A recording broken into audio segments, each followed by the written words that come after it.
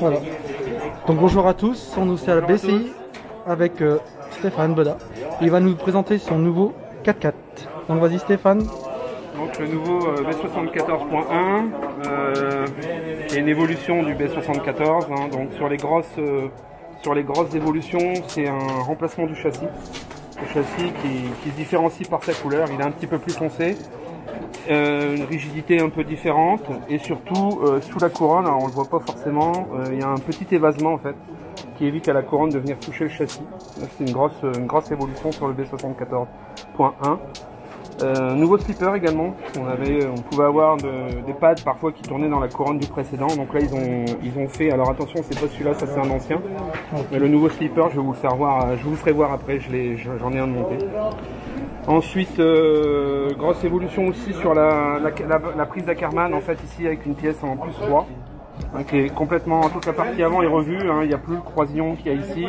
La pièce ici est repassée en plastique pour le flex. Donc ça c'est une grosse évolution. Les nouveaux supports d'amortisseurs qui sont plus petits, qui permettent de repasser des amortisseurs avant en 23 et non plus en 24, et des arrières en 27,5 et non plus en 31 au niveau des longueurs de corps. Donc du coup, toutes les purges de suspension et les corps d'amortisseurs sont plus du tout les mêmes que précédemment. Dans les gros changements également, c'est au niveau des pièces métalliques ici, qui ont un nouveau design. D'ailleurs, c'est pas, attention au montage, c'est pas les mêmes pièces devant que derrière. Donc ça, il faut bien regarder au niveau de la notice pour pas se tromper. Ces pièces-là. Voilà, c'est cette pièce-là ici, hein, les deux pièces aluminium ici. Globalement, sur le reste de l'auto, c'est à peu près la même chose. Les pièces A, B, C et D sont également revues pour travailler sur le gros grip, hein, puisque là, c'est la version carpette ici. Et les triangles, c'est les mêmes? Les triangles sont les mêmes, si ce n'est que sur le triangle arrière, il y a une petite virgule qui a été redessinée pour que quand on met ici les pièces en 0, on n'ait pas la pièce qui touche le triangle et qui, avant, on devait recouper un petit coin en fait pour qu'elle passe bien. Et là, sur cette version-là, il y a une petite virgule dedans qui permet de faire passer la pièce directement de l'amortisseur dans le triangle. Donc ça a été bien repensé aussi. Voilà. Et puis après, côté un peu pratique pour le nettoyage et l'entretien, le variateur et le condensateur est fixé sur une pièce plastique qui permet par deux vis ici en dessous du châssis de démonter le vario sans avoir à décoller le double face à chaque fois.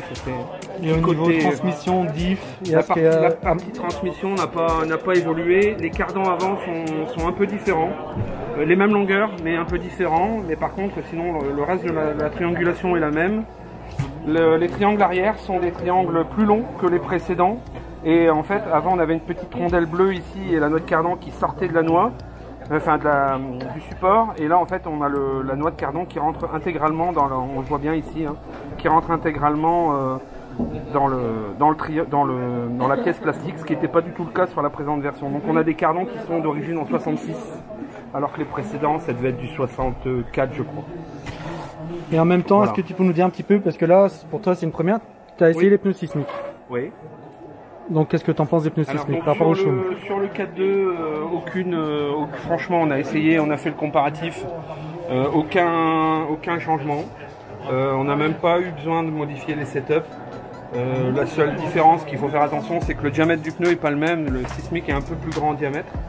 Donc ça nécessite de retravailler la garde de sol, ça c'est impératif parce que sinon... Remonter la garde de sol ou la descendre, tout dépend sur quoi on roule. Ouais voilà c'est ça, mais il y a vraiment, si on compare les deux pneus, je sais pas si on a qui prenne.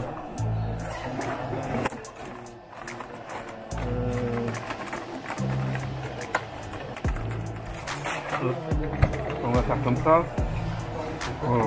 Voilà. On voit clairement qu'il y a une différence entre les deux pneus quand même de diamètre. Donc, une grosse différence, voilà, on voit carrément. Donc ça c'est important de retravailler la garde au sol quand on passe de l'un à l'autre. Et surtout au niveau du 4x4.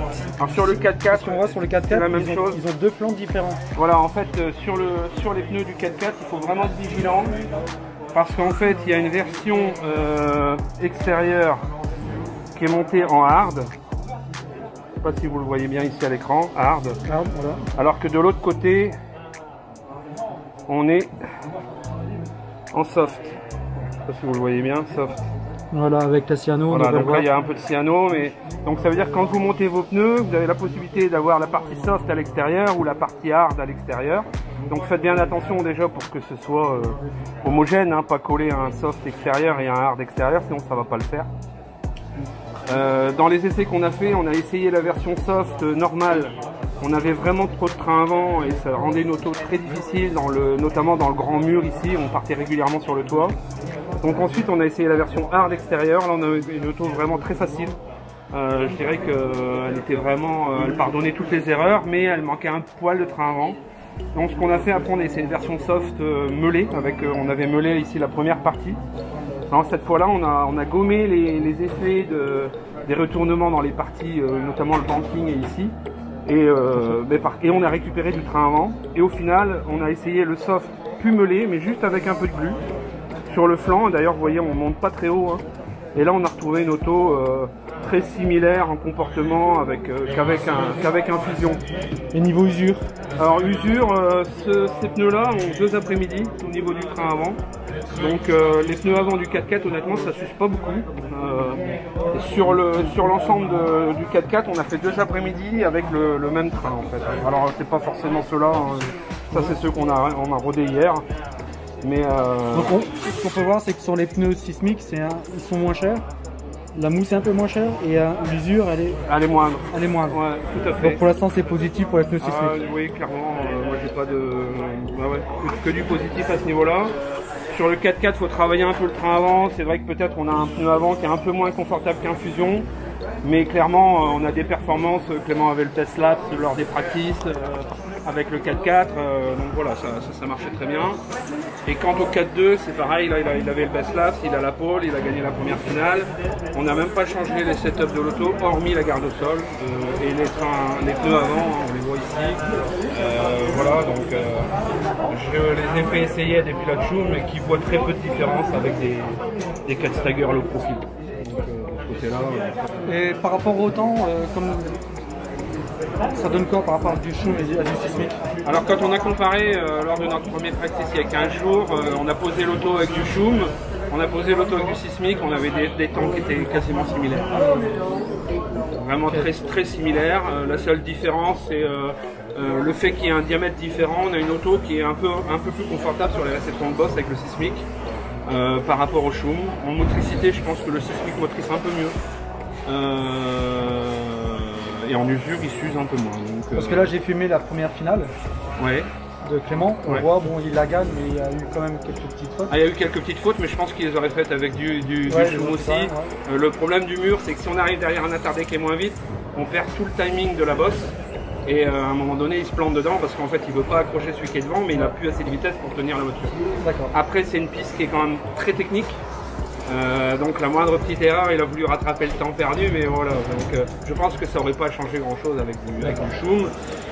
Voilà. Après, certains pilotes Schum disent qu'ils ont essayé, que c'est un poil moins confortable. Nous, clairement, de toute façon, ça va être imposé. Donc demain, je pense d'ici 1 mois, 2 mois peut-être, on verra suivant l'actualité Covid, mais quand tout le monde sera avec les mêmes pneus, au moins il y aura plus de sujet. Mais sinon, clairement, on a des performances qui sont très correctes. Donc pour une journée de training?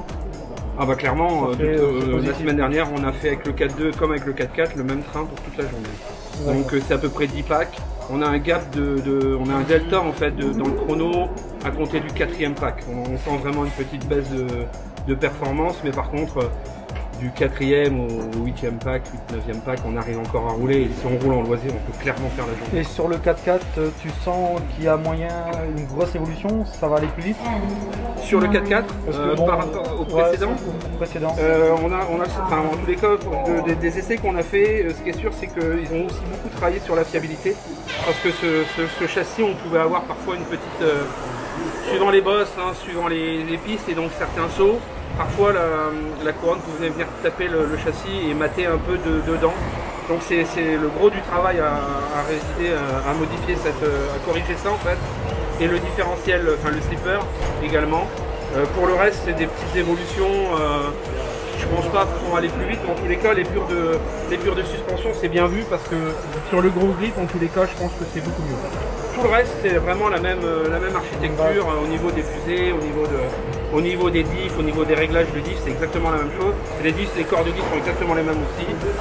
Mais c'est vraiment un gros travail. Il y a beaucoup de pièces qui vont être compatibles. Ah ouais, à part les amortos, c'est les corps qui sont différents, mais c'est les mêmes que sur le 4.2 par contre. Les supports sont plus les mêmes. Et donc cette pièce-là, qui était déjà une option assaut de toute façon, et puis donc le châssis qui a été revu, mais par contre c'est le même design. Donc le pilote qui veut changer, au moins il sait qu'il y a pas beaucoup de pièces qui vont être compatibles. Toute la triangulation est la même, puisque les anciens triangles vont quand même. Par contre c'est vraiment les pièces A, B, C, D qui ont un peu changé. Le slipper, la preuve, j'ai remis l'ancien parce qu'il était monté et j'ai eu, comme on dirait, la flemme de monter l'autre. Enfin, je l'ai monté, mais en tous les cas pas réglé. J'en profite pour vous le faire voir, l'autre. Non, c'est pas celui-là. Donc on voit qu'il y a eu un gros travail de fait ici, en fait, pour éviter au pad de tourner dans la couronne. En fait, on voit que c'est vachement cannelé. Je sais pas si vous le voyez bien là. On va faire comme ça, voilà. Voilà, on voit qu'au niveau des cannelures, c'est vraiment travaillé différemment. La même chose de l'autre côté. Voilà. Donc c'est vraiment la grosse évolution. C'est vraiment à ce niveau-là qu'ils ont travaillé sur le slipper. D'accord. Bon ben merci Stéphane. Voilà, merci à vous. Et on se retrouve. Et réfléchissez bien avant d'acheter une nouvelle voiture. N'hésitez pas à poser des questions. Et prenez soin de vous. Voilà, prenez soin de vous et on est toujours là pour répondre à toutes vos questions. Voilà. Ouais, merci bien. Salut, Stéphane, bye. au revoir.